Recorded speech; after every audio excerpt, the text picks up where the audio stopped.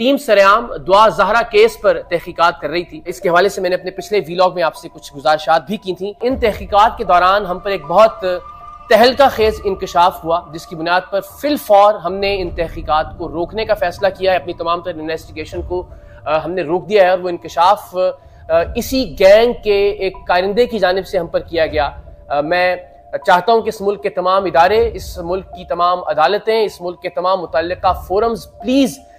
इस खबर को, इस इंकशाफ को संजीदगी से लें। हमें यह बताया गया कि दुआ ज़हरा को कत्ल किया जा सकता है, दुआ ज़हरा को जान से मारने की मंसूबाबंदी की जा रही है। जो एक शख्स हमसे राब्ते में था इस गैंग में और जिसके तवस्सुत से हम तमाम तर सबूत रिकॉर्ड कर रहे थे और काफ़ी हद तक बहुत सारे सबूत हमारे पास मौजूद हैं जो हम अदालत में भी लेकर जाएंगे, कौम के सामने भी रखेंगे। लेकिन फिलहाल इससे ऑनवर्ड्स शायद हम अपनी इन्वेस्टिगेशन को आगे ना बढ़ा सकें। इस बात के बताए जाने के बाद कि दुआ ज़हरा को मारा जा सकता है, उसे जान से मारा जा सकता है, सिर्फ इसलिए कि वो तमाम लोग जो कि दुआ ज़हरा केस में इस गैंग को बेनकाब कर रहे हैं, चाहे वो दुआ ज़हरा के वालिदैन हैं, चाहे वो सहाफ़ी हैं, उन्हें लेट डाउन किया जा सके, उन्हें यह बताया जा सके कि आपकी वजह से दुआ ज़हरा की जान गई है और इस कत्ल को खुदकुशी का रंग दिया जाएगा उस इन्फॉर्मर के मुताबिक जो कि इस गैंग का हिस्सा है जिसने दुआ ज़हरा को अगवा किया है। तो अब जरा डॉट्स को कनेक्ट करते जाइए तो आपको अंदाजा होगा कि इस इन्फॉर्मर की खबर बिल्कुल दुरुस्त है। आप जब भी दुआ ज़हरा के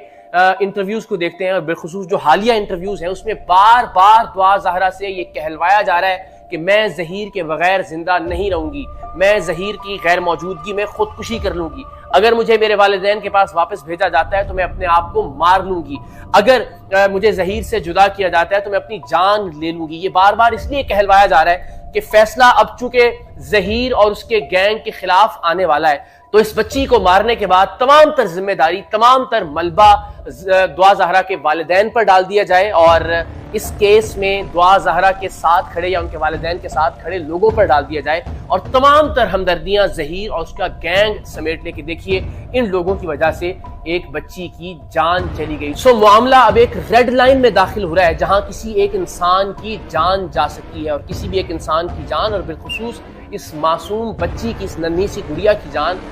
किसी भी अदालती कार्रवाई, किसी भी यूट्यूब चैनल, किसी भी वीलॉग, किसी भी सहाफ़ी, किसी भी मौक़िफ़ और किसी की भी अना से ज़्यादा अहमियत की हामिल है। इसलिए मैं दस्तबस्ता सबसे दरख्वास्त कर रहा हूँ कि प्लीज़ इस मामले को संजीदगी से देखा जाए। मुतल्लिका अदालत ने गुज़श्ता रोज़ अल्हम्दुलिल्लाह इस सारे मामले में जो मरकज़ी किरदार थे निकाह खान और जो गवाह हैं उनकी दरख्वास्त ज़मानत को मुस्तरद करते हुए उनको जेल भिजवा दिया। तो आप देखिए कि जिसने इस सारे मामले में सिर्फ निकाह पढ़वाया वो इस वक्त जेल में है, उसकी जमानत की दरखास्त मुस्तरद हो गई है। तो जिस गैंग ने ये निकाह किया है, जिस शख्स से ये निकाह हुआ है और जिस गैंग ने इस बच्ची को कराची से बरगला कर लाहौर बुलवाया, उस गैंग के खिलाफ इंशाअल्लाह अजीज अदालती तौर पर क्या कार्रवाई होने जा रही है इसका अंदाजा हम सब लगा सकते हैं।